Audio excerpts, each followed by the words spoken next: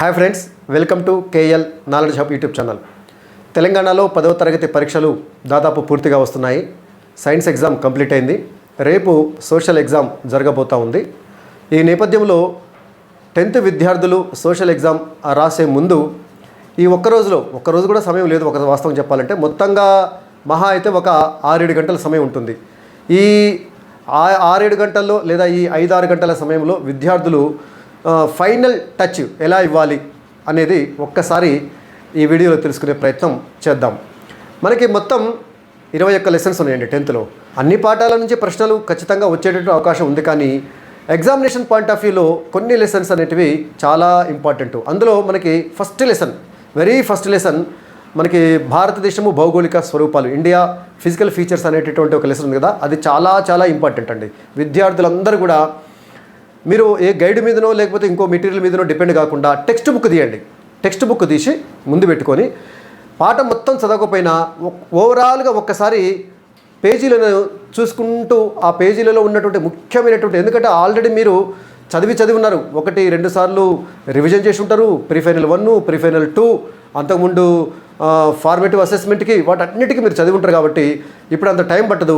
ఒక్కొక్క పేజీ తీసుకుంటూ ఆ పేజీలో ముఖ్యమైనటువంటి అంశములు ఏమిటో ఒక్కసారి చూడండి. ఎందుకంటే లెసన్ జరుగుతున్నప్పుడు మీరు కొన్ని అండర్లైన్ చేసుకుని ఉంటారు. అండర్లైన్ చేసుకున్న వాటి మీద ఒక్కసారి ఫోకస్ చేయండి. ఆ లెసన్లో ఉన్నటువంటి మెయిన్ థీమ్ ఏందో మీరు అర్థం చేసుకోండి. దాని ఆధారంగా right in your own words. మనకి మిగతా సబ్జెక్ట్స్లో లేనిది సోషల్లో ఉన్నటువంటి ఫెసిలిటీ ఏంటంటే దాంట్లో ఉన్నటువంటి కాంటెంట్ మనకు అర్థమైతే దానిని మనం ఓన్ వర్డ్స్లో రాయొచ్చు. టెక్స్ట్ బుక్లో ఉన్నది ఉన్నట్టుగా మక్కి బట్టి రాయవలసినటువంటి అవసరం లేదు. మీరు అర్థం చేసుకున్నటువంటి విషయాన్ని మీ సొంత మాటల్లో వివరించి రాసినట్లయితే ఫుల్ మార్క్స్ రావడానికి అవకాశం ఉంటుంది. అసలు టెక్స్ట్ బుక్ మొదట్లోనే చెప్పిండ్రు, ఈ పాఠాలలో ఉన్నటువంటి విషయాలని మీ సొంత అర్థం చేసుకొని సొంత మాటల్లో రాయటానికే ఎక్కువ ప్రిఫరెన్స్ ఇవ్వాలి. బట్టి రాయటానికి మీరు ఏమాత్రము అవకాశం లేకుండా చూసుకోండి. బట్టాల్సినటువంటి అవసరం లేదు. అఫ్కోర్స్ కొంతమంది వ్యక్తుల పేర్లు, కొన్ని సంవత్సరాల పేర్లు మనం ఖచ్చితంగా గుర్తుంచుకోవాల్సి అనుకోండి. కానీ విషయాన్ని పూర్తి స్థాయిలో అవగాహన చేసుకొని మనకు అవగాహన అయినటువంటి దానిని మనదైనటువంటి మాటల్లో రాయడానికి ప్రయత్నం చేయండి. First lesson very important lesson అని చెప్పుకున్నాం. టెక్స్ట్ బుక్ మీ దగ్గర ఉంటే ఒకసారి తీయండి. సో ఇప్పుడు నా కాడ కూడా టెక్స్ట్ బుక్ ఉంది. ఫస్ట్ లెసన్ మనం చూసినట్లయితే, సో ఇక్కడ మనకి ఇండియా యొక్క లొకేషన్ ఎక్కడుందో ఒక్కొక్కసారి మ్యాప్లో కూడా అడగవచ్చు. ఇండియా ఇక్కడ ఏడ ఉంది, వరల్డ్ మ్యాప్లో ఇండియా లొకేషన్ ఎక్కడుంది? మనకి మొత్తంగా టోటల్గా చూసినట్టయితే ఇండియా నార్థన్ హెమిస్ఫియర్ అంటే ఉత్తరార్ధగోళంలో ఉంది. అదే ఏషియన్ కాంటినెంట్లో అయితేనేమో సౌత్ ఏషియాలో ఉంది. సో ఈ మ్యాప్ చూస్తే మనకు అర్థమైపోతుంది. మొత్తం టోటల్గా వరల్డ్ మ్యాప్లో మనకి నార్థన్ హెమిస్ఫియర్లో ఉంది, అదే ఏషియన్ కాంటినెంట్లో సౌత్ సైడ్ ఉందని చెప్పేసి మనకి దీని ద్వారా తెలుస్తుంది. ఈ ఫస్ట్ తర్వాత సెకండ్ పేజ్ తీసినట్టయితే ఇందులో మనకి ఈ మ్యాప్ ఉంది చూసినారండి, ఇది వెరీ ఇంపార్టెంట్ అండి. ఇందులో నుంచి దాదాపు మనము ఒక 20-30 బిట్స్ తయారు చేయవచ్చు. టోటల్గా మనకు అర్థమైపోతుంది. సో మనకి ఇండియా యొక్క లొకేషన్, ఏ లాటిట్యూడ్స్ ఏ లాంగిట్యూడ్స్ మధ్య, అంటే ఏ అక్షాంశాలు ఏ రేఖాంశాల మధ్య ఇండియా విస్తరించి ఉందో మనకు తెలుస్తుంది. So 8 degree 4 minutes north latitude నుంచి 37°6 నార్థన్ లాటిట్యూడ్స్ మధ్య. అదేవిధంగా లాంగిట్యూడ్స్ అంటే రేఖాంశాలు అయితే 68°7 నుంచి 97°25 ఈస్టర్న్ లాంగిట్యూడ్స్ అంటే తూర్పు రేఖాంశాలు ఉత్తర అక్షాంశాల మధ్య ఉంది. బాగా గుర్తుంచుకోండి. ఇక్కడ చిన్న మనకు కన్ఫ్యూజ్ కావడానికి బిట్స్లో అయితే జస్ట్ పశ్చిమ రేఖాంశాలని లేదా దక్షిణ అక్షాంశాలని చెప్పేసి ఇస్తుంటాడు. ఇది ఒకటి చూసుకోండి. తర్వాత నార్త్ టు సౌత్ మొత్తం ఎంత పొడవు ఉందో చూడండి, 3214 kilometers. తర్వాత వెస్ట్ టు ఈస్ట్ 2933 kilometers అని చెప్పేసి ఇది ఉంటుంది. తర్వాత ఇండియాకు ఉన్నటువంటి సరౌండింగ్ కంట్రీస్ చూడండి. ఇటు మనకి బంగ్లాదేశ్ కానీ, నేపాల్ కానీ, భూటాన్ కానీ, పాకిస్తాన్ కానీ, చైనా కానీ, ఇటు మనకి శ్రీలంక కానీ, తర్వాత బే ఆఫ్ బెంగాల్, తర్వాత అరేబియన్ సీ, తర్వాత ఇండియన్ ఓషన్, తర్వాత ఇందిరా పాయింట్ కూడా ఇక్కడ ఉంది చూడండి మనకి. సో ఇవన్నీ ఈ మ్యాప్ అనేది చాలా చాలా ఇంపార్టెంట్. సో విద్యార్థులు మ్యాప్ పాయింటింగ్ దృష్ట్యా చూసినట్లయితే ఇది ఈ మ్యాప్ చాలా చాలా ఇంపార్టెంట్ అని మనం చెప్పుకోవచ్చు. దాంతోపాటు మనం చూసినట్లయితే భారతదేశం మధ్య నుంచి పోయేటటువంటి అక్షాంశము లాటిట్యూడ్. సో ఇది 23.5 degrees ఉత్తర అక్షాంశం, దాన్ని కర్కట రేఖ అంటాము, ట్రాపిక్ ఆఫ్ క్యాన్సర్. అదేవిధంగా ఇక్కడ 8200 ఈస్టర్న్ లాంగిట్యూడ్ చూడండి, 82.5 తూర్పు రేఖాంశము. ఇది కూడా చాలా ఇంపార్టెంట్ కదా. దీని ఆధారంగానే ఇండియన్ స్టాండర్డ్ టైంని డిసైడ్ చేయడం జరిగింది. భారత ప్రామాణిక సమయాన్ని 82.5 తూర్పు రేఖాంశం ఆధారంగా నిర్ధారించడం అనేది జరిగింది. సో ఇండియన్ స్టాండర్డ్ టైం అనేది మనకి లండన్లో ఉన్నటువంటి ఇంటర్నేషనల్ స్టాండర్డ్ టైంతో కంపేర్ చేసినట్లయితే, అంటే గ్రీనిచ్ టైంతో కంపేర్ చేసినట్లయితే మనము 5.5 అవర్స్ ముందు ఉన్నాం అనేటువంటి విషయం కూడా దీని ద్వారా మనం తెలుసుకోవచ్చు. సో ఇది వెరీ ఇంపార్టెంట్. ఆ తర్వాత మనకి జియాలజికల్ బ్యాక్గ్రౌండ్ కూడా కొంచెం ఇంపార్టెంటే. ఒకప్పుడు మనము గోండ్వానా భూభాగంలో భాగంగా ఉండేది ఈ ఇండియా. ఆ తర్వాత అది నార్త్ ఈస్ట్ సైడ్ మూవ్ అవుతూ మనకి యురేషియన్ ప్లేట్ తోటి ఢీకొనటం వల్ల అక్కడ హిమాలయ పర్వతాలు అనేటివి ఏర్పడ్డాయి. ముడతలుగా వచ్చినాయి కాబట్టి అవి ముడత పర్వతాలు, ఫోల్డింగ్ మౌంటైన్స్ అని చెప్పేసి, నవీన ముడత పర్వతాలు అని చెప్పేసి కూడా వాడికి చెప్పడం జరిగింది. అక్కడ మనకి ఈ భూగర్భ నేపథ్యంలో ఇవ్వడం జరిగింది. ఇక ఇది వెరీ ఇంపార్టెంట్ అండి.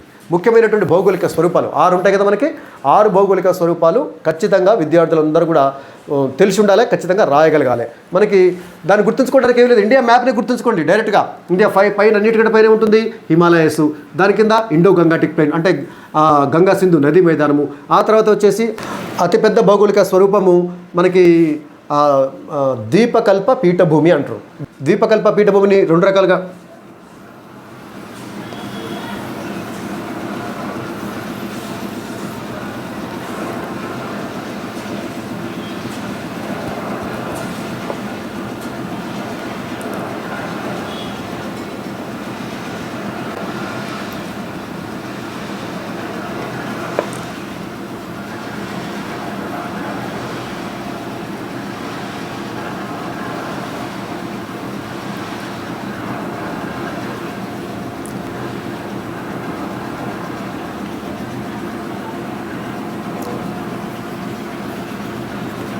సో రఫ్గా నేను గీసిన ఇక్కడ. ఇది ఇండియా అవుట్లైన్ మ్యాప్ అంటే ఇట్లా గీసే సరిపోతుంది. నాట్ ఎగ్జాక్ట్లీ ఉండాల్సినటువంటి అవసరం లేదు విద్యార్థులు. టీచర్స్కే అక్యురేట్గా మెజర్మెంట్ ప్రకారము రావడం అనేది కొంచెం కష్టమే. సో విద్యార్థులు కూడా రఫ్గా మనకి దాన్ని చూడగానే ఇండియాకు సంబంధించినటువంటి లుకింగ్ వస్తే సరిపోతుంది. అవుట్లైన్ మ్యాప్ గీసినప్పుడు ఇలా గీస్తే సరిపోతుంది. సో మనకి ఇక్కడ హిమాలయస్, నార్త్ సైడ్ హిమాలయస్ ఉంటాయి, 3 ప్యారలల్ లైన్స్ ఉంటాయి. So greater Himalayas, lesser Himalayas, తర్వాత వచ్చేసి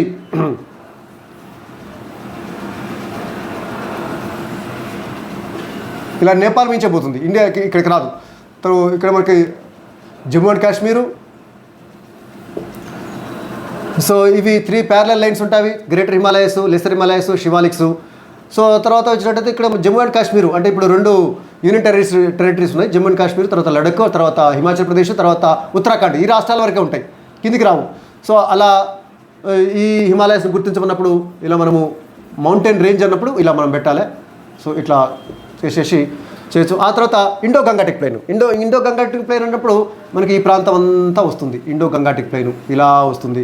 తర్వాత ఇక్కడ కూడా ఇది వచ్చేసి ఈ పార్ట్ వచ్చేసి ఇండస్ ప్లైన్ అంటే సింధు మైదానము.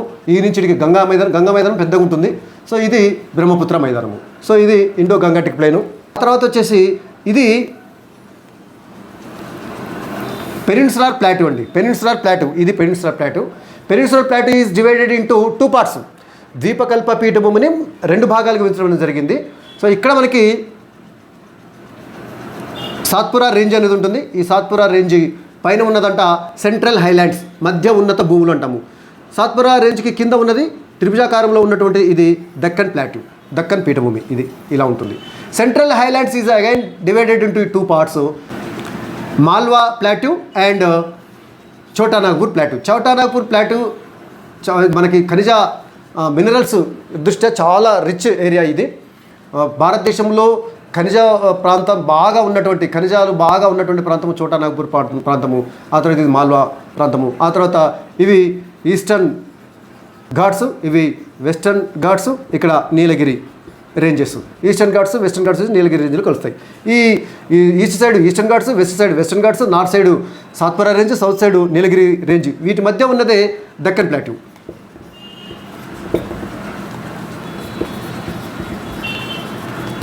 ఇవి చూడండి, నీలగిరి పర్వతాల్లో దొడబెట్ట ఉంటుంది.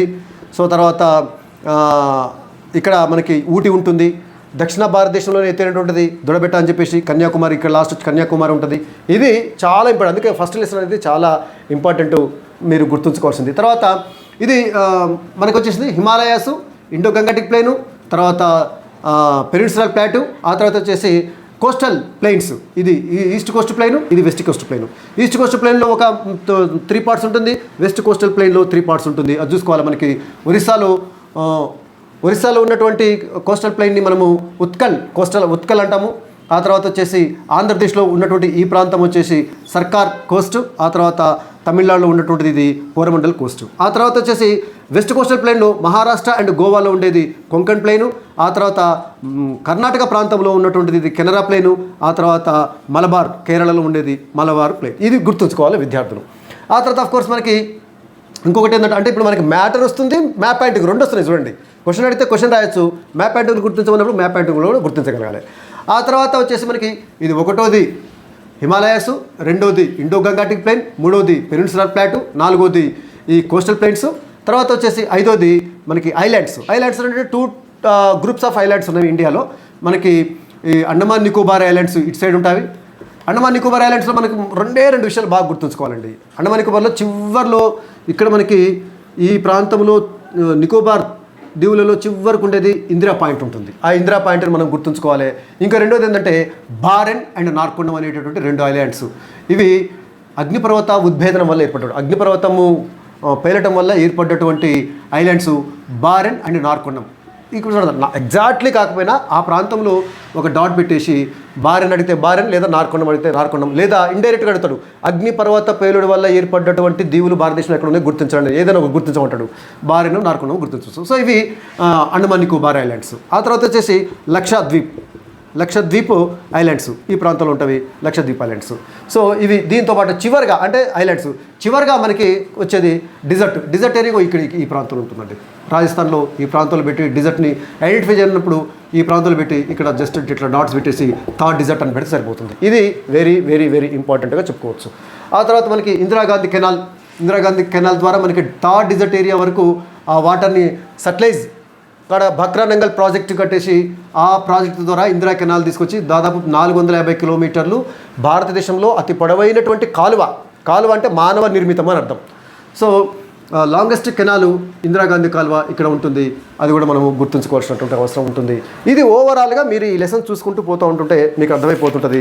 సో శివాలిక్స్ గురించి ఏమన్నా, తర్వాత గ్రేటర్ హిమాలయస్, తర్వాత లెస్సర్ హిమాలయస్, వాటి మధ్య ఉన్నటువంటి డూన్స్, ఇవన్నీ మీరు మ్యాప్ అండ్ చూసుకుంటూ పోతుంటుంటే. అదేవిధంగా ఇండో గంగాటిక్ ప్లెయిన్లో అయితేనే బాబర్, టెరాయి ప్రాంతము, తర్వాత ఇది బ్రహ్మపుత్ర ప్లెయిను, ఇది గంగా ప్లెయిను, ఇది ఇండస్ అంటే సింధు ప్లెయిన్ అనేది ఇండియాలో ఎక్కువ లేదు, అది ఎక్కువ పాకిస్తాన్లో ఉంది. ఇండియాలో వచ్చేసి కొంత పంజాబ్, హర్యానా ప్రాంతంలో మాత్రం ఉన్నది.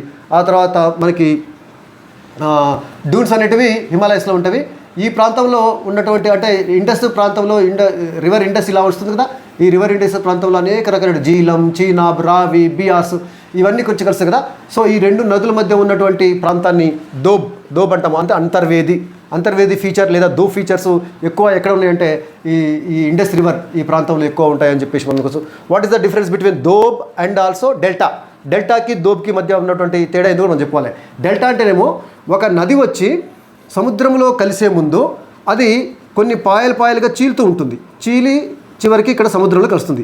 ఈ పాయల మధ్య ఉన్నటువంటి ప్రాంతాన్ని ఏమో మనము డెల్టా అంటాము. ఇలా ఉంటుంది చూడండి, డెల్టా ఇట్లా ఉంటుంది. సో దోబ్ అంటే ఏంటంటే ఒక నదిలోకి అనేక నదులు వచ్చి ఇలా చేరుతూ ఉన్నప్పుడు ఈ నదికి మధ్య ఉన్నటువంటి ప్రాంతం. ఇది కూడా చాలా ఫెర్టైల్ ప్రాంతం అన్నట్టు, అంటే బాగా సారవంతమైనటువంటి ప్రాంతమే. సో ఇలా నది వస్తుంది, ఈ సింధు నదిలోకి వచ్చేసి జీలం నది ఇట్లా వచ్చి కలుస్తుంది. తర్వాత చీనాబు, రావి, ఇంకొక నది వచ్చి ఇందులో కలవచ్చు. సో ఇట్లా ఈ 2 నదుల మధ్య ఉన్నటువంటి ప్రాంతాన్ని ఏమో దోబ్ లేదా అంతర్వేది అంటాము. ఒకే నది సముద్రంలో కలిసే ముందు పాయలుగా చీల్తేనేమో దాన్ని డెల్టా, ఆ పాయల మధ్య ఉన్నటువంటి ప్రాంతాన్ని డెల్టా అంటాము. ఈ తేడాను కూడా విద్యార్థులు తెలుసుకోగలగాలి. సో ఇది బాబరు, టెరాయి దాని గురించి తెలుసుకుంటే ద్వీపకల్ప పీఠభూమి చూసినట్టయితే మనకి దక్కన్ ప్లాట్యూ యొక్క బౌండరీస్ కూడా మనం తెలుసుకోగలగాలి. ఇవన్నీ మీరు టెక్స్ట్ బుక్ చూసుకుంటే ఒక్కసారి అవగాహన ఎక్కడైతే మ్యాప్లు ఉంటాయో వాటన్నింటిని చక్కగా చూసుకుంటూ పోండి. అదేవిధంగా మనకి సెకండ్ లెసన్లో చూసినట్టయితే అభివృద్ధి భావనలు, డెవలప్మెంట్ ఐడియాస్ అని ఉంది కదా. సో అందులో కూడా మనకి కుడంకులం పవర్ ప్లాంటు ఎక్కడ ఉంది, ఏ రాష్ట్రంలో ఉంది, తమిళనాడులో ఉంది. ఇట్లా మనము తిరునెల్వేలి జిల్లా, అక్కడ ఎందుకు ప్రజలు ఆ ప్లాంట్ని వ్యతిరేకిస్తున్నారు, అక్కడ ఉన్నటువంటి న్యూక్లియర్ పవర్ ప్లాంట్ని ప్రజలు ఎందుకు వ్యతిరేకిస్తున్నారు, దాన్ని కూడా మనము అనుకోవాలి. సో డెవలప్మెంట్ అనేది అందరికీ ఒకేలాగా ఉండదు అనేటువంటి విషయాన్ని విద్యార్థులు అవగాహన చేసుకొని మరి దాన్ని చూసుకోవాలి. అదేవిధంగా ఇక్కడ ఉన్నటువంటి ఈ లెసన్లో మెయిన్గా ఉన్నటువంటి ఏంటంటే per capital income. So per capital income అంటే ఏమిటి, తర్వాత జీడిపి అంటే ఏమిటి, వాటి మధ్య తేడా, సో అభివృద్ధిని కొలవడానికి ఏటేటిని అంటే డెవలప్మెంట్ ఇండికేషన్స్ ఏంటేంటి ఉంటవి అని హర్యానాకి, పంజాబ్కి, బీహార్కి కంపేర్ చేసినారు. దాన్ని కూడా మనం ఒకసారి చూసుకోవాలి. ఇక్కడ ఇలాంటి టేబుల్స్ ఉన్న చోట మీరు చక్కగా చూడాలండి. టేబుల్స్ని మీరు అవగాహన చేసుకోవాలి. ఏంది అక్కడ ఏమి ఇచ్చిండు, అందులో ఉన్నట్టు సమాచారం ద్వారా మనం ఏం తెలుసుకుంటున్నాము. ఎందుకంటే టేబుల్ ఇచ్చి కింద అనాలిసిస్ చేయమంటాడు, లేదా టేబుల్ ఇచ్చి కింద క్వశ్చన్స్ ఇస్తాడు. ఆ క్వశ్చన్స్ టేబుల్ చదివి మనం రాయగలగాలి. సో అది ఇలా చూసుకుంటూ వెళ్ళండి. First lesson very important. Second లెసన్లో కూడా ప్రతి లెసన్లో కొన్ని ఇంపార్టెంట్ టాపిక్స్ ఉంటాయి. ఆ తర్వాత production and employment. So A profession ఎకానమీలో ఉన్నటువంటి 3 సెక్టార్స్ అంటే వ్యవసాయ రంగము, తర్వాత పారిశ్రామిక రంగము, సేవా రంగం ఉంటుంది కదా. ఏ ప్రొఫెషన్ దేని కిందకు వస్తుంది, ఏ వృత్తి ఏ రంగం కిందకు వస్తుందో మీకు అవగాహన కలిగి ఉండాలి. తర్వాత ఈ మధ్య కాలంలో సేవా రంగానికి చాలా ఇంపార్టెన్స్ పెరుగుతుంది కదా. సో సేవా రంగం యొక్క ప్రాధాన్యత ఏంది ఆర్థిక వ్యవస్థలో, దాని గురించి కూడా విద్యార్థులు తెలుసుకోగలగాలి. సేవా రంగం కిందగా ఏ సేవలు వస్తాయి, సేవా రంగాన్ని ఏ విధంగా డివైడ్ చేయడం జరిగింది. తర్వాత మాధ్యమిక వస్తువులు అంటే ఏంది, ఇంటర్మీడియట్ గూడ్స్, అది తెలుసుకోవాలి. ఇది చాలాసార్లు ఎగ్జామ్లో వస్తుందండి. ఈ పై చార్ట్ ఉంటుంది కదా ఇది. సో దీన్ని అవగాహన చేసుకొని దాన్ని అనాలిసిస్ చేయాల్సి వస్తుంది. దీన్ని కూడా బాగా చూసుకోండి. ఇక్కడ పైన ఉన్నటువంటి ఈ టేబుల్, ఈ పై చార్ట్స్, వీటిని కూడా మీరు చక్కగా అర్థం చేసుకొని వాటిని విశ్లేషించి రాయగలిగి వస్తుంది, అనాలిసిస్ చేయవలసి వస్తుంది అన్నట్టు. ఇక్కడ కూడా టేబుల్ చూడండి. ఈ థర్డ్ లెసన్లో చాలా టేబుల్స్, పై చార్ట్స్ చాలా ఉన్నాయి. సో ఈ పై గ్రాఫ్, ఈ టేబుల్స్, వీటిని ఖచ్చితంగా వీటి మీద దృష్టి పెట్టాలి. ఎగ్జామ్లో రావడానికి అవకాశం ఉంటుంది. విద్యార్థులు ఒక్కొక్క లెసన్కి half an hour or 45 minutes time కేటాయించి చదువుకోండి మీరు వీలైతే. ఆ తర్వాత ఇందులో ఇంకొక థర్డ్ లెసన్లో ఉన్నటువంటి ఇంకొక ముఖ్యమైనటువంటి టాపిక్ ఏంటంటే ఆర్గనైజ్డ్ సెక్టర్, అన్ఆర్గనైజ్డ్ సెక్టర్. సింపుల్గా what are the differences between organised sector and unorganised sector. వ్యవస్థీకృత రంగము, అవ్యవస్థీకృత రంగానికి ఉన్నటువంటి తేడా ఏందో మీరు అర్థం చేసుకోవాలి. చాలామంది విద్యార్థులకు తెలుసు, దాన్ని మీ మాటలో రాయండి. సింపుల్గా ఆర్గనైజ్డ్ సెక్టర్ అంటే government job. Not only government job ఒక్కటే ఆర్గనైజ్డ్ సెక్టర్ కిందకి రాదండి. ప్రైవేట్ సెక్టార్లో కూడా కొన్ని కంపెనీలు ఉండేటటువంటి సాఫ్ట్వేర్ ఇండస్ట్రీ, పెద్ద పెద్ద కంపెనీల్లో పనిచేసే ఎంప్లాయీస్ కూడా ఆర్గనైజ్డ్ సెక్టార్ కిందకి వస్తారు. ఎవరికైతే వీకెండ్ హాలిడేస్ ఉండి, మంత్లీ శాలరీ వచ్చి, తర్వాత పిఎఫ్ కటింగ్ ఉండి, ఇవన్నీ సౌకర్యాలు ఉంటాయో, మెడికల్ ఫెసిలిటీస్ ఉండి, ఇవన్నీ ఉంటాయో అది ఆర్గనైజ్డ్ సెక్టార్. అవి లేని అనార్గనైజ్డ్ సెక్టార్. డైలీ కూలికి పోతారు కదా, వాళ్ళందరూ కూడా అనార్గనైజ్డ్ సెక్టార్ కిందకి వస్తారు. ఆర్గనైజ్డ్ సెక్టార్ అనేది ఓన్లీ 8% మన ఇండియాలో పనిచేస్తున్నారు. Remaining 92% of the people working in unorganised sector. వాళ్ళకి ఎన్నో రకాల ఇబ్బందులు ఉంటాయి. తక్కువ శాలరీ ఉంటుంది, వీకెండ్ హాలిడేస్ ఉండవు, వాళ్ళకి జాబ్ సెక్యూరిటీ ఉండదు, ఉద్యోగం ఎప్పుడు ఉంటుందో తెలియదు, ఎప్పుడు పోతుందో తెలియదు, పనిలోకి ఎప్పుడు రమ్మంటారో తెలియదు, ఎప్పుడు బంద్ చేయమంటారో తెలియదు. సో వాళ్ళకి ఏమైనా ప్రమాదం జరిగితే వాళ్ళకి ఇన్సూరెన్స్ ఉండదు, వాళ్ళకు మెడికల్ ఫెసిలిటీస్ అనేవి ప్రొవైడ్ చేయరు. ఇవన్నీ కంపేర్ చేసుకొని చూసినట్టయితే ఇక్కడ మనకి జస్ట్ ఇక్కడ రాజేశ్వరి తర్వాత నరసింహ ఈ ఇద్దరు యొక్క ప్రొఫెషన్ని మనం ఒకసారి తెలుసుకోగలిగితే ఆర్గనైజ్డ్ సెక్టారు, అన్ఆర్గనైజ్డ్ సెక్టార్ మధ్య ఉన్నటువంటి భేదం ఏందో మనకి తెలిసిపోతుంది. ఇది చూసుకోండి. ఇక్కడ ఉన్నటువంటి గ్రాఫ్, ఇక్కడ ఉన్నటువంటి టేబుల్, ఈ పై గ్రాఫ్లు కూడా చూసుకోండి చక్కగా. అట్లా ఒక్కొక్కటి తిప్పేసుకోండి. ఎందుకంటే మీరు బుక్ చూడటం మొదటిసారి కాదు కదా, ఆల్రెడీ చాలాసార్లు చదివారు కదా. ఫార్మేటివ్ ఎగ్జామ్స్ చదివిండ్రు, తర్వాత SA1 ఎగ్జామ్స్ చదివిండ్రు, SA2 చదివిండ్రు, ప్రిఫైనల్ 1 చదివిండ్రు, ప్రిఫైనల్ 2 చదివిండ్రు. కాబట్టి ఒక్కసారి ఇలా తిరిగేసుకుంటూ అందులో ఉన్నటువంటి మెయిన్ థీమ్ని మీరు అర్థం చేసుకుంటూ పోతారు. ఇక్కడ టేబుల్ ఇచ్చిండ్రు, ఇది కూడా ఇచ్చి అనాలిసిస్ చేయమంటారు. కాబట్టి వీటి మీద మీరు దృష్టి పెట్టండి. అదేవిధంగా 4th లెసన్కి వచ్చినట్టయితే భారతదేశ శీతోష్ణ స్థితి, ఇండియా క్లైమేట్ వచ్చినట్టయితే ఇక్కడ క్లైమోగ్రాఫ్స్ ఉంటాయండి. ఈ గ్రాఫ్స్ కూడా మీరు ఒకసారి గ్రాఫ్ ఇచ్చి అనాలిసిస్ చేయమంటాడు. సో క్లైమోగ్రాఫ్స్ని తెలుసుకోండి. ఇక్కడ మనకి రెయిన్ఫాలు, ఆ తర్వాత temperature, maximum and minimum temperature, average temperature, ఇక్కడ ఈ యావరేజ్ టెంపరేచరు. ఆ తర్వాత ఏ ప్రాంతంలో టెంపరేచర్ని డిసైడ్ చేసేటటువంటి ఫ్యాక్టర్స్ కొన్ని ఉంటాయి, అది కూడా మనము తెలుసుకోవాలి. ఇక్కడ మనకి factors influencing climate and weather, లేదా elements of weather, elements of climate అని కూడా అడుగుతాడు. ఎలిమెంట్స్ ఆఫ్ వెదర్ అన్న, ఎలిమెంట్స్ ఆఫ్ క్లైమేట్ అన్న కూడా ఒకటే ఉంటుంది. అదేవిధంగా అసలు what is the difference between climate and weather, వాతావరణము శీతోష్ణ స్థితికి మధ్య తేడా, దీర్ఘకాలము స్వల్పకాలము చెప్తాం. ఫ్యాక్టర్స్ ఒకటే వాటికి. సో అందులో మనకి క్లైమేట్ని కంట్రోల్ చేసేటటువంటి అంశాలు ఏంటి కూడా మనకి ఇచ్చిండు. లాటిట్యూడు, తర్వాత ఆల్టిట్యూడ్ అంటే ఎత్తును బట్టి కూడా ఎత్తైనటువంటి ప్రాంతాలలో ఉష్ణోగ్రత తక్కువగా ఉంటుంది, సముద్ర మట్టానికి దగ్గరగా ఉన్నట్టు కాడ ఉష్ణోగ్రత ఎక్కువగా ఉంటుంది. అదొకటి. ల్యాండ్ వాటర్ రిలేషన్షిప్, ఆ తర్వాత అప్పర్ ఎయిర్ సర్క్యులేషన్, ఈ 4 వీటి గురించి తెలుసుకోండి. ల్యాండ్ వాటర్ అంటే ఇప్పుడు మనకి చెన్నై ఉంది, తర్వాత బెంగళూరు ఉంది. ఈ 2 దాదాపుగా ఒకే అక్షాంశం మీద ఉన్నప్పటికీ చెన్నైలో ఎండాకాలం ఎండ ఎక్కువ ఉండదు, తర్వాత చలికాలం చలి ఎక్కువ ఉండదు. ఎందుకంటే పక్కనే సముద్రం ఉంది కాబట్టి సముద్ర ప్రభావిత శీతోష్ణ స్థితి, సముద్రం నుంచి వీచేటటువంటి గాలులు. ఎండాకాలం సముద్రం మీద వీచేటటువంటి చల్లటి గాలుల వల్ల ఎండాకాలం పెద్దగా ఎండ ఉండదు. అదేవిధంగా చలికాలం సముద్రం మీద ఉంచి వచ్చేటటువంటి వెచ్చటి గాలుల వల్ల చలికాలము మరీ చలిగా ఉండదు. అదే బెంగళూరులో అంటే సముద్రానికి దూరంగా ఉన్నటువంటి ప్రాంతాల్లో మాత్రము చలికాలం బాగా చలి ఉంటుంది, వేసవికాలం బాగా వేడిగా ఉంటుంది అన్నట్టు. సో ఎందుకంటే భూమి త్వరగా వేడెక్కుతుంది, త్వరగా చల్లారుతుంది, సముద్రం ఆలస్యంగా వేడెక్కుతుంది, ఆలస్యంగా చల్లారుతుంది. కాబట్టి సముద్రం పక్కన ఉన్నటువంటి ప్రాంతాలకి సముద్ర ప్రభావిత శీతోస్థితి అనేది ఉంటుంది. అదేవిధంగా ఎత్తుకు పైకి పోతున్న కొద్దీ అంటే సముద్ర మట్టం నుంచి పైకి పోతున్న కొద్దీ టెంపరేచర్ తక్కువగా ఉంటుంది కాబట్టి చల్లగా ఉంటుంది. ఈ విషయాన్ని కూడా విద్యార్థులు గుర్తుంచుకోవాలి. సో ఇవి మనకి ఇండియాలో ఉండేటటువంటి సీజన్స్: సమ్మరు, వింటరు, ఆ తర్వాత వచ్చేసి మాన్సూన్. మాన్సూన్స్లో 2 టైప్స్ ఉంటవి: సౌత్ వెస్ట్ మాన్సూన్స్, తర్వాత నార్త్ ఈస్ట్ మాన్సూన్స్. అంటే నైరుతి ఋతుపవనాలు, ఈశాన్య ఋతుపవనాలు. నైరుతి ఋతుపవనాల వల్ల దేశంలో దాదాపు 80% వర్షం వస్తుంది. ఈశాన్య ఋతుపవనాల వల్ల తమిళనాడు ప్రాంతంలో బాగా వర్షాలు వస్తాయి. అక్టోబర్, నవంబర్ ప్రాంతంలో తమిళనాడుతో పాటుగా ఆంధ్రప్రదేశ్లో ఉన్నటువంటి రాయలసీమ ప్రాంతంలో ఎక్కువ వర్షాలు వస్తాయి. ఈ విషయాన్ని కూడా తెలుసుకోవాలి. లూ పవనాలు అంటే ఏమిటో మనం తెలుసుకోవాల్సిందే. తర్వాత మామిడి జల్లులు అనేది ఉంటుంది. సో అవి మ్యాంగో షవర్స్ అవి తెలుసుకోండి.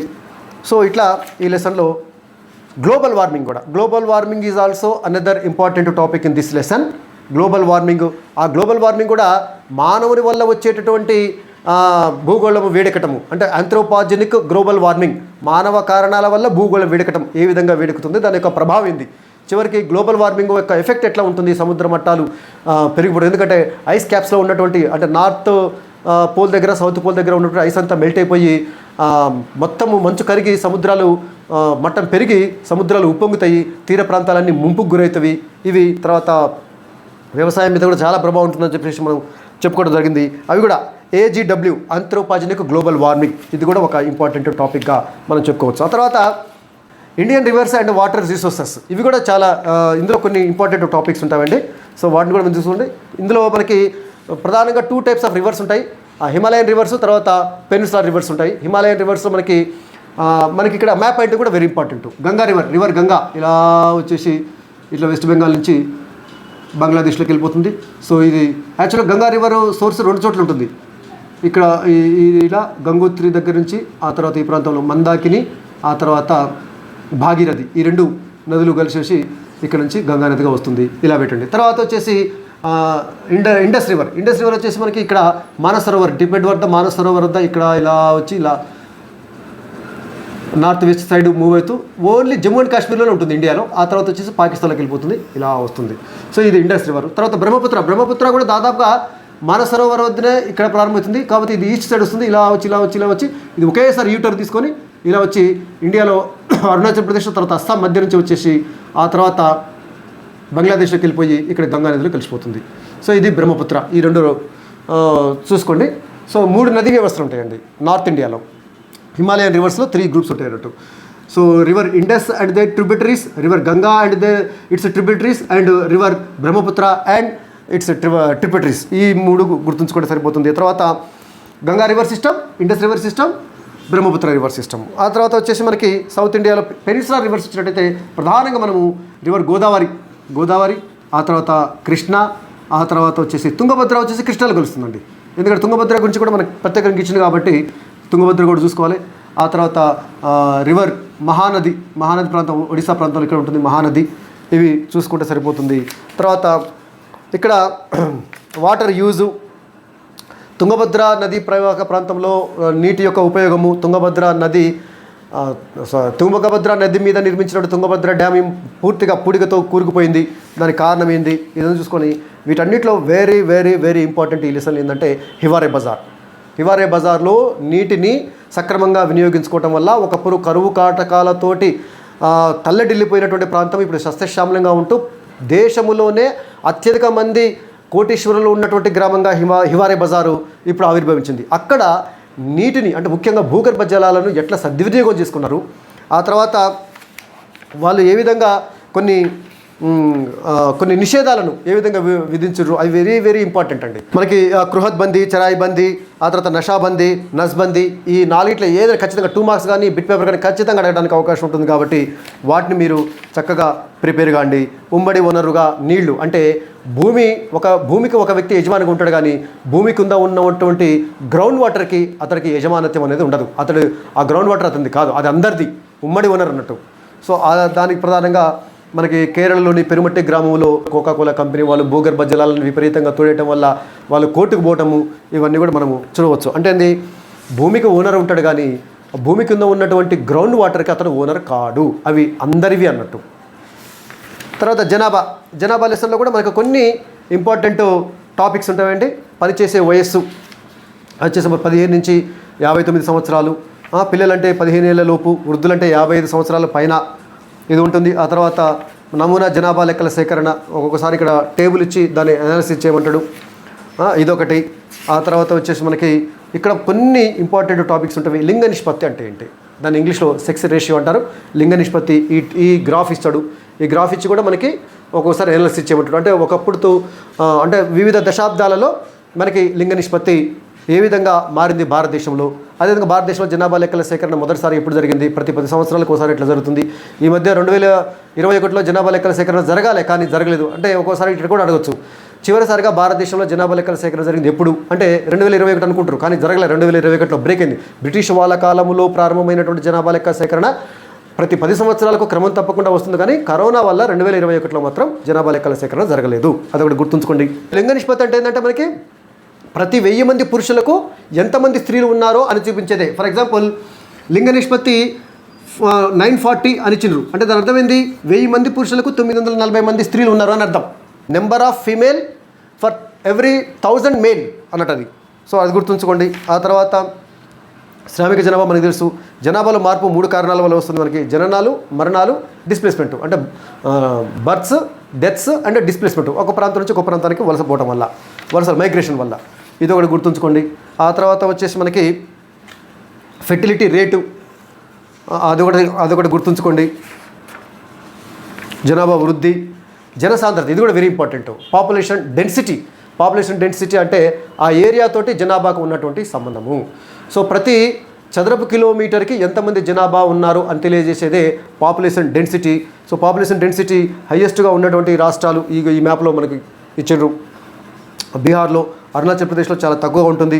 టోటల్గా చూసినట్లయితే ఇండియాలో పాపులేషన్ డెన్సిటీ అనేది మనకి 2011 ప్రకారము 382 మంది ఉన్నారు యావరేజ్. బట్ కొన్ని రాష్ట్రాల్లో ఎక్కువ ఉంటుంది, కొన్ని రాష్ట్రాల్లో తక్కువగా ఉంటుంది. అది అతి ఎక్కువగా ఉన్నటువంటి రాష్ట్రం వచ్చేసి బీహార్లో 1102 మంది, అతి తక్కువగా అరుణాచల్ ప్రదేశ్లో 17 ఉంది. ఇది కూడా మీరు గుర్తుంచుకోవాల్సినటువంటి అవసరం ఉంటుంది. సో ఇది తర్వాత నివాస ప్రాంతాలు, వలసలు, ఇది జనరల్ టాపికే. ఇందులో అత్యంత ముఖ్యమైనది ఏంటంటే స్థాయి క్రమంలో భారతదేశ నివాస ప్రాంతాలు ఇక్కడ మనకి ఇచ్చిన చూడండి. మెగా సిటీస్ అంటే ఎంతమంది జనాభా ఉండాలి, తర్వాత మెట్రోపాలిటన్ సిటీసు, ఆ తర్వాత క్లాస్ 1 నగరాలు, ఆ తర్వాత టౌన్స్ అంటే పట్టణాలు, రెవెన్యూ గ్రామాలు, ఆవాస ప్రాంతాలు.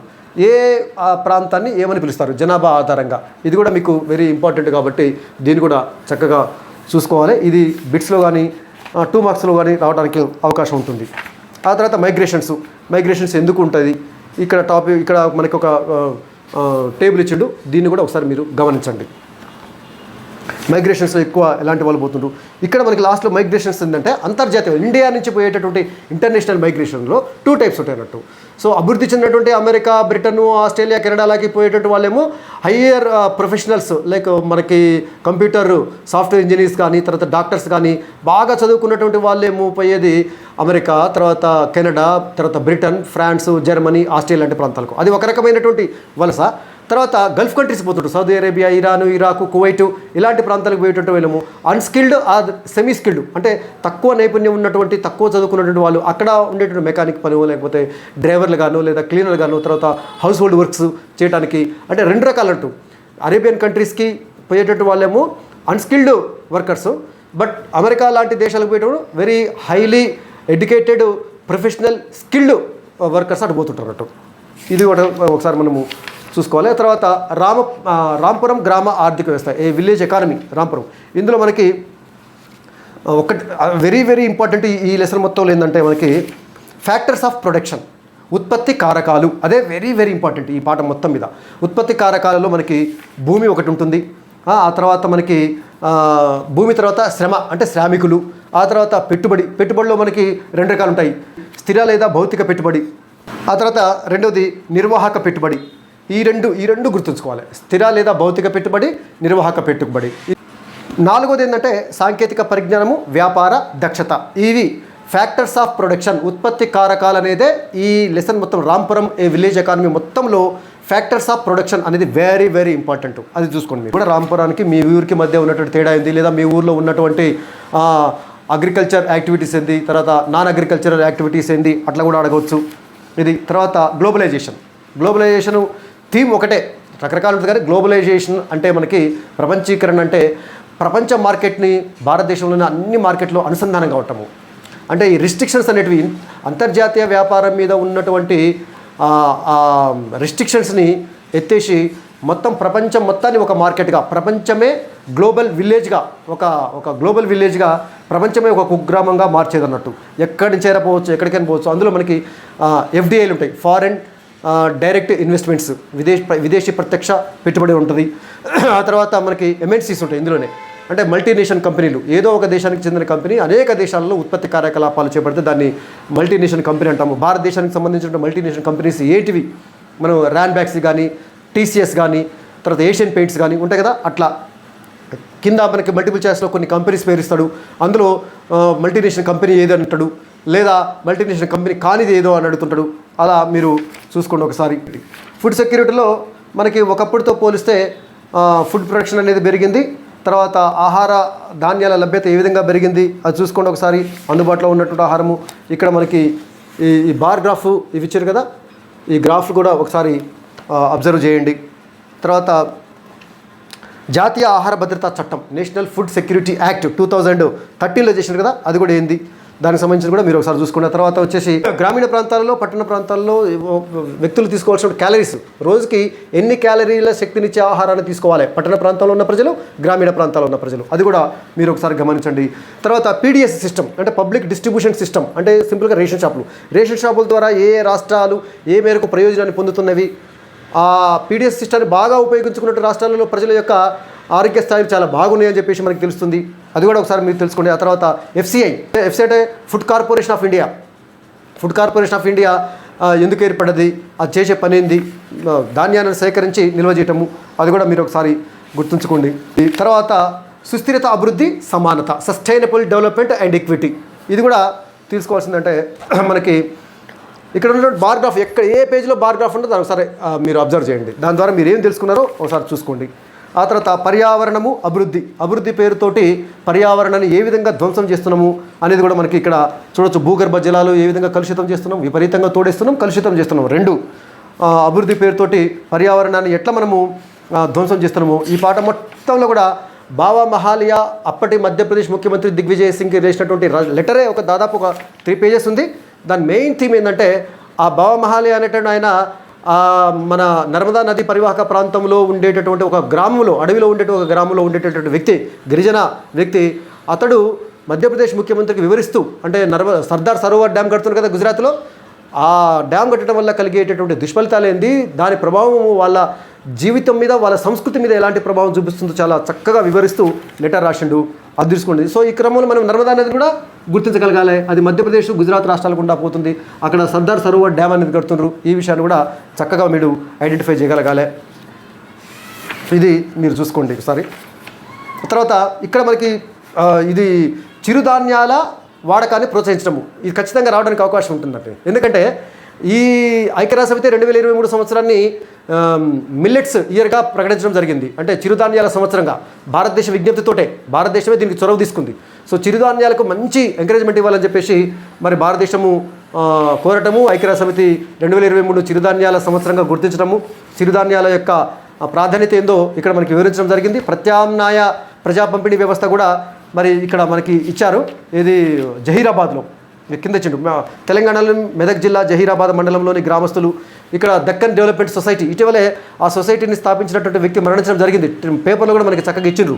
సో ఆ దక్కన్ డెవలప్మెంట్ సొసైటీ మెదక్ జిల్లాలోని జహీరాబాద్లో అక్కడ ఉన్నటువంటి ప్రజలను ప్రోత్సహించి, ప్రత్యేకంగా మహిళలను ప్రోత్సహించి, ఒకప్పుడు వాళ్ళు వేసినటువంటి చిరుధాన్యాలను తిరిగి పండించి వాటినే రేషన్ షాపుల ద్వారా అక్కడ పండించడం, అంటే స్థానిక ఆహారాన్ని తీసుకోవాలి. ఎక్కడో ఉత్తర భారతదేశంలో పండినటువంటి వరి గోధుమలు తీసుకొచ్చి మనకాడ రేషన్ షాపుల ద్వారా ఇచ్చి మనకు అలవాటు లేని ఆహారాన్ని మనకి అంటగట్టడం కాకుండా, మన పూర్వీకులు మొదటి నుంచి జొన్నలు, సజ్జలు, రాగులు, కొర్రలు అలాంటివి తిన్నారు, తిరిగి మనము అలాంటి ఆహారాన్ని పండించుకుందాం, రేషన్ షాపుల ద్వారా అలాంటి ఆహారాన్ని మనం తీసుకుందాం అని చెప్పేసి ప్రత్యామ్నాయ ప్రజా పంపిణీ వ్యవస్థను కూడా ఇక్కడ డెవలప్ చేయడం జరిగింది జహీరాబాద్ ప్రాంతంలో.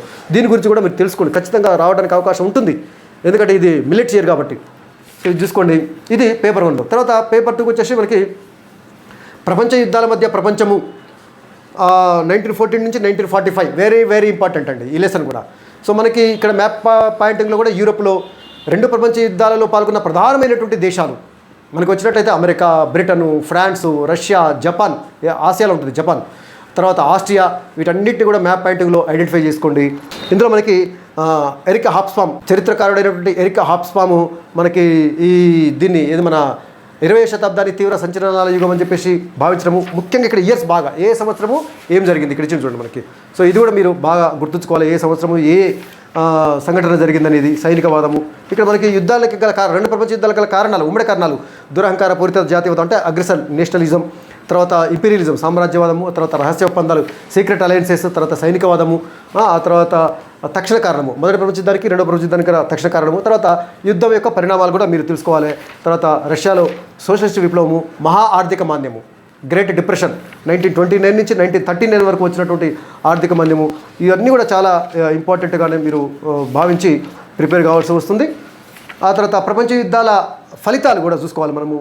అత్యధిక ప్రాణ నష్టం కావచ్చు, ఆ తర్వాత వచ్చేసి ప్రజాస్వామ్య సూత్రాల పునరుద్ఘాటన, అధికార సమతౌల్యంలో మార్పు, ఇవన్నీ చూసుకోండి. విముక్త పాలిత ప్రాంతాలలో జాతీయ ఉద్యమాలు ఇది చైనాలో, తర్వాత నైజీరియాలో, ఇవి చూసుకోండి ఒకసారి. ఆ తర్వాత భారత జాతీయ స్వాతంత్రోద్యమము, దేశ విభజన, ఇది కూడా ఇంపార్టెంట్ లెసన్గానే భావించాలి. ఇందులో మనకి నేతాజీ సుభాష్ చంద్రబోసు ఆయన ఇండియన్ నేషనల్ ఆర్మీని స్థాపించినటువంటి విధానము, తర్వాత క్విట్ ఇండియా మూమెంటు, ఇదంతా కూడా మీరు చూసుకోవాలి. ఇది ఇంపార్టెంటే. గాంధీజీ హత్య, స్వదేశీ సంస్థానాల విలీనము, భారత రాజ్యాంగ నిర్మాణము, సమైక్య వ్యవస్థ. ఇందులో మనకి ప్రధానంగా 2 ఉంటాయండి. అందులో ఏంటంటే మనకి సమైక్య వ్యవస్థ, తర్వాత ఏకకేంద్ర వ్యవస్థ, ఇదొకటి. ఆ తర్వాత what is the difference between presidential type of government, parliamentary type of government, అంటే అధ్యక్ష తరహా ప్రభుత్వానికి పార్లమెంటరీ తరహా ప్రభుత్వానికి భేదమైంది, ఇదొకటి. ఆ తర్వాత ఫెడరల్ సిస్టము, యూనిటరీ సిస్టము, అంటే ఫెడరల్ అంటే ఏంది, సమైక్య వ్యవస్థ, ఏకకేంద్ర వ్యవస్థ, ఈ రెండింటిని గురించి మీరు తెలుసుకోవాల్సి ఉంటుంది. ఆ తర్వాత రాజ్యాంగ సవరణల గురించి, రాజ్యాంగ సవరణ ఎట్లా చేస్తారు ఏందనేది. తర్వాత ఇది చాలాసార్లు వచ్చింది ఈ గ్రాఫు. సో ఇది రాజ్యాంగ సవరణలకు సంబంధించిన గ్రాఫు, దీన్ని కూడా మీరు చక్కగా ఒకసారి అబ్జర్వ్ చేయండి. ఈ పాఠం మొత్తంలో మనకి చెప్పినాం కదా, what are the differences between parliamentary type of government, presidential type of government. అమెరికాలో అధ్యక్ష తరహా ప్రభుత్వం ఉంది, భారతదేశంలో పార్లమెంటరీ తరహా ప్రభుత్వం ఉంది. ఈ రెండింటి మధ్య తేడా అయింది. అదేవిధంగా federal system, unitary system, federal ప్రభుత్వము అంటే సమైక్య ప్రభుత్వము, ఏకకేంద్ర ప్రభుత్వము, ఈ రెండింటి కూడా భేదాలు తీసుకుంది. ఇక ఎలక్షన్ ప్రాసెస్ ఇన్ ఇండియా, ఇది మనకి నిత్య జీవితంలో రోజు పేపర్లో ఏదో ఒక ఎన్నిక జరుగుతుంటుంది, దానికి సంబంధించిన వార్తలు వస్తుంటాయి. ఇది వెరీ ఇంపార్టెంటే, దీన్ని కూడా చూసుకోండి. ప్రధాన ఎన్నికల కమిషనర్ గురించి, ఎన్నికల సంఘం యొక్క విధులు, ఆ తర్వాత వచ్చేసి ఎన్నికల్లో సాధారణ ఎన్నికలు, మధ్యంతర ఎన్నికలు, ఉప ఎన్నికలు, ఇది చూసుకోండి. రాజకీయ పార్టీలు, తర్వాత ప్రాంతీయ పార్టీగా, జాతీయ పార్టీగా గుర్తింపు పొందాలంటే ఏ నిబంధనల్ని వాళ్ళు ఖచ్చితంగా పాటించాలి, అదొకటి. తర్వాత ఎన్నికల కోడ్ ఉంటుంది కదా, ఎన్నికల ప్రవర్తన నియమావళి, అది ఒకటి, దాన్ని చూసుకోండి. తర్వాత నోటా అంటే ఏంటి, ఇది చూడండి. స్వతంత్ర భారతదేశము ఫస్ట్ 30 years, ఇందులో మనకి రాష్ట్రాల పునర్వ్యవస్థీకరణ, స్టేట్స్ రీఆర్గనైజేషన్, దానికి సంబంధించిన ఫజల్ అలీ కమిటీ. ఆ తర్వాత 1956లో స్టేట్స్ రీఆర్గనైజేషన్ కమిటీ, తర్వాత 14 రాష్ట్రాలు, 6 కేంద్రపాలిత ప్రాంతాలు. ఆ తర్వాత సామాజిక ఆర్థిక మార్పు దిశగా చేసినటువంటి పనులేంటివి. తర్వాత విదేశీ విధానం, యుద్ధాలు మన ప్రధానంగా 3 యుద్ధాలు వచ్చినాయి. 1962లో చైనాతోటి, 1965లో పాకిస్తాన్ తోటి, 1971లో కూడా పాకిస్తాన్ తోటి యుద్ధాలు వచ్చినవి. అది తర్వాత జవహర్లాల్ నెహ్రూ, తర్వాత హిందీ వ్యతిరేక ఉద్యమము, మన శాస్త్రి లాల్ బహదూర్ శాస్త్రి గారి కాలంలో హిందీ వ్యతిరేక ఉద్యమము, ప్రాంతీయ ఉద్యమాలు, మొదటి 3 ఎన్నికల్లో కాంగ్రెస్ పార్టీ ఏ విధంగా ఆధిపత్యం చెలాయించింది, ఆ తర్వాత క్రమక్రమంగా కాంగ్రెస్ పార్టీ యొక్క ఆధిపత్యం తగ్గి మిగతా పార్టీలకు ప్రాబల్యం ఏ విధంగా ఆ పార్టీలు పెరిగినాయి, ఎమర్జెన్సీ 1975లో ఇందిరాగాంధీ కాలంలో విధించినటువంటి ఎమర్జెన్సీ, ఇవన్నీ కూడా చూసుకోవాలి. ఆ తర్వాత 18th లెసన్ రాజకీయ ధోరణుల ఆవిర్భావము, ఇది కూడా ఇంపార్టెంటే.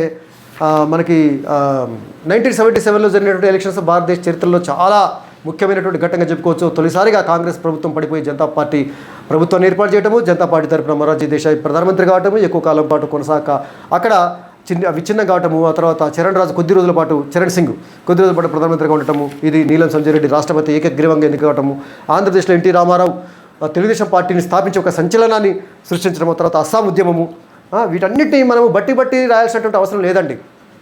ఓవరాల్గా చూసుకుంటూ పోతే అర్థమైంది. అస్సాం అంటే ఏంది, అసలు అక్కడ స్థానికేతరుల వల్ల స్థానికులు పడ్డటువంటి ఇబ్బందులు, వాళ్ళ డిమాండ్లు ఏంది, స్థానికేతరులను తొలగించడము, అస్సాంలో ఉన్నటువంటి వనరులతోటి అస్సాం అభివృద్ధికే ప్రాధాన్యత ఇవ్వడము, అది వాళ్ళ ప్రధానమైనటువంటి డిమాండ్స్. సో అది వాళ్ళకి ఎంప్లాయ్మెంట్ కల్పించడము అస్సాంలో ప్రజలకి, అదొకటే. పంజాబ్ ఆందోళనలు, మళ్ళీ ఇటీవల కాలంలో పంజాబ్లో మళ్ళీ కొంత టెర్రరిజం అనేది రావడానికి ప్రయత్నం అవుతుంది. ఒకప్పుడు 1990స్లో పంజాబ్ మొత్తం అల్లకల్లోలంగా ఉండేది ఈ ఖలిస్తాన్ ఉద్యమంతో, బెంద్రేన్వాలా వల్ల. సో ఆ తర్వాత అది ఎలాంటి పరిణామాలకు దారితీసింది, ఇందిరాగాంధీ హత్యకు దారితీసింది ఒక రకంగా చెప్పాలంటే. ఆపరేషన్ బ్లూ స్టార్ చేయడం వల్ల వాళ్ళు కక్ష పెట్టుకుని ఇందిరాగాంధీని హత్య చేయటము, తర్వాత బేయన్ సింగ్ను కూడా పంజాబ్ ముఖ్యమంత్రి కూడా వాళ్ళు హత్య చేయడం అనేది జరిగింది. సో పంజాబ్ ఆందోళనలు, మళ్ళీ ఈ మధ్యకాలంలో పంజాబ్లో కొంత ఖలిస్తాన్ తీవ్రవాదం అనేది కొద్దిగా వస్తుందని చెప్పేసి ఈ మధ్య మనం ఇటీవల పేపర్లో చూస్తున్నాం. రాజీవ్ గాంధీ కాలంలో టెలికాం విప్లవం రావటము, ఇదంతా కూడా ఇంపార్టెంటే. తర్వాత వీపీ సింగ్ కాలంలో ప్రధానంగా చెప్పుకోవాల్సింది ఏంటంటే మనకి బీపీ మండల్ నివేదికను అమలు చేసింది, అంటే బీసీలకు రిజర్వేషన్ కోసము, ఇదొకటి. తర్వాత సంకీర్ణ ప్రభుత్వం, ఇది కూడా ఇక్కడ చూసుకోండి, ఇక్కడ ఇది ఎగ్జామ్లో రావడానికి అవకాశం ఉంటుంది. సంకీర్ణ ప్రభుత్వం గురించి మనకి ఫస్ట్ ఏర్పడినటువంటి సంకీర్ణ ప్రభుత్వం వీపీ సింగ్ నేతృత్వంలో, విశ్వనాథ్ ప్రతాప్ సింగ్ నేతృత్వంలో నేషనల్ ఫ్రంట్ 1989లో, ఆ తర్వాత యునైటెడ్ ఫ్రంట్ ఏర్పడ్డది దేవేగౌడ, తర్వాత ఐకే గుజరాలు వాళ్ళ కాలంలో యునైటెడ్ ఫ్రంట్ గవర్నమెంటు. ఆ తర్వాత యూపీఏ 2004లో యూపీఏ 1, తర్వాత 2009లో యూపీఏ 2, అంటే కాంగ్రెస్ నేతృత్వంలో యునైటెడ్ ప్రోగ్రెసివ్ అలయన్స్. ఆ తర్వాత 2014 నుంచి, అంతకుముందు వాజ్పేయి కాలంలో NDA government, national democratic alliance. అంటే ఏ ఒక్క పార్టీ ప్రభుత్వాన్ని ఏర్పాటు చేయలేని పరిస్థితి ఉన్నప్పుడు కొన్ని పార్టీలు కలిసి ప్రభుత్వాన్ని ఏర్పాటు చేస్తే దాన్ని సంకీర్ణ ప్రభుత్వం, కోalition గవర్నమెంట్ అంటాము, అదొకటి గుర్తుంచుకోండి. ఇది ఆ తర్వాత ప్రపంచ యుద్ధాల తర్వాత ప్రపంచము, భారతదేశము, ఐక్యరాజ్య సమితి గురించి ఎప్పుడు ఏర్పడ్డది, తన యొక్క ప్రధానమైనటువంటి అంగాలు ఏంటి, ఐక్యరాజ్య సమితిలో వీటో అధికారం ఉన్నటువంటి దేశాలు ఏంటివి, అది కూడా ఒకసారి చూసుకోండి. ఆ తర్వాత వచ్చేసి వీటో అధికారం అంటే కూడా అడగొచ్చు. తర్వాత కోల్డ్ వార్, ప్రచ్ఛన్న యుద్ధము, దానికి సంబంధించిన చూసుకోండి. ఆ తర్వాత వచ్చేసి ఆయుధ పోటీ, సైనిక ఒప్పందాలు, ఇదంతా కోల్డ్ వార్ కిందకి వస్తుంది, ప్రచ్ఛన్న యుద్ధం కిందకి వస్తుంది. అది ఒకసారి ముఖ్యమైనటువంటి అంశం చూసుకోండి. ఆ తర్వాత వచ్చేసి నాన్ అలైన్ మూమెంట్, అంటే అలీనా ఉద్యమం, ఇది కూడా వెరీ ఇంపార్టెంటే. ఆ తర్వాత పశ్చిమాసియా ఘర్షణలు, ఇజ్రాయెలు, పాలస్తీనా, దానికి సంబంధించినటువంటి ఘర్షణలు, ఇది చూసుకోండి, పశ్చిమాసియా ఘర్షణలు, ఇదొకటి.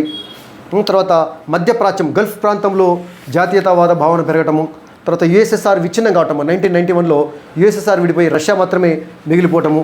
భారతదేశము దాని పొరుగు దేశాలతోటి పంచశీల సూత్రాలు, చైనాతోటి పంచశీల ఒప్పందము, ఇది కూడా గుర్తుంచుకోండి. పాకిస్తాన్తో మన దేశానికి ఉన్న సంబంధాలు, బంగ్లాదేశ్ తోటి ఉన్నటువంటి సంబంధాలు, శ్రీలంకతో సంబంధాలు అంటే ఎల్టీటీ నిర్దేశించింది అనుకోండి, అదొకటి, ఇది చూసుకోండి. తర్వాత సమకాలీన సామాజిక ఉద్యమాలు, ఇది కూడా ఇంపార్టెంట్ లెసన్.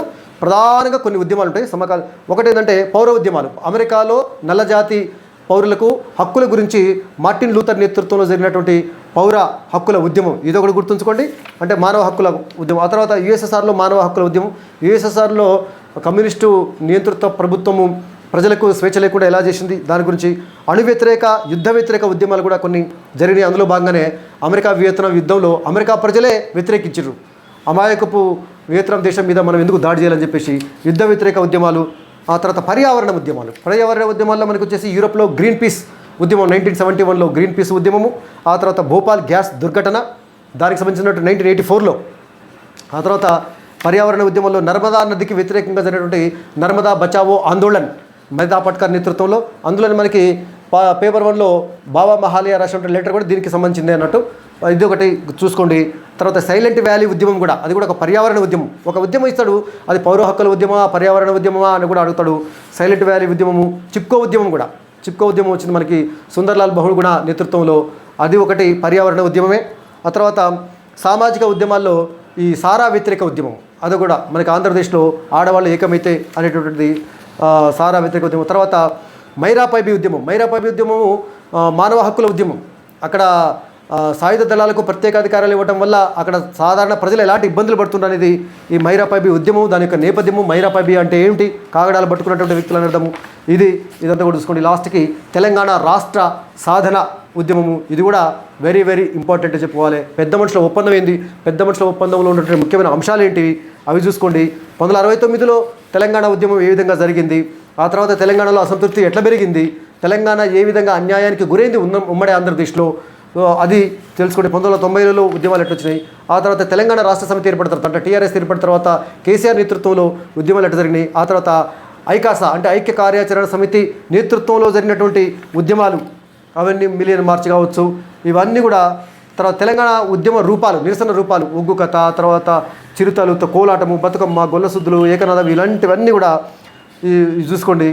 తెలంగాణ రాష్ట్ర సమితి చంద్రశేఖరరావు గారు నిరాహార దీక్ష చేసిన తర్వాత 2009లో తెలంగాణ ఏర్పాటుకు యూపీఏ ప్రభుత్వం అంగీకరించడము, ఆ తర్వాత మళ్ళీ వెనక్కిపోవటము. ఎందుకు వెనక్కిపోయింది, ఆంధ్ర ప్రాంతం నుంచి నిరసన వ్యక్తం కావడంతో ఇవన్నీ తెలుసుకొని మనకి వంట వార్పు, ఆ తర్వాత చకల జనుల సమ్మె, సాగరహారము, మిలియన్ మార్చు, సంసద్ యాత్ర, తర్వాత చెలో అసెంబ్లీ, ఇవన్నీ తెలంగాణ ఉద్యమం కాలంలో ఐక్య కార్యాచరణ సమితి అంటే జేఏసీ నేతృత్వంలో జరిగినటువంటి ఉద్యమాలు. చివరికి తెలంగాణ ఎట్లా వచ్చింది, తెలంగాణ సిద్ధాంతకర్త ప్రొఫెసర్ జయశంకర్.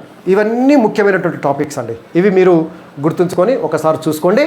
దాంతోపాటుగా మ్యాపింగ్ స్కిల్స్లో మూడు రకాలు ఉంటాయి. మ్యాప్ డ్రాయింగ్ అంటే outline of India, outline map of Telangana గేమొచ్చు. తర్వాత మ్యాప్ రీడింగ్, ఒక మ్యాప్ ఇచ్చి కింద క్వశ్చన్స్ ఇస్తారు, ఆ మ్యాప్ని చదివి కింద క్వశ్చన్స్ రాయాలి.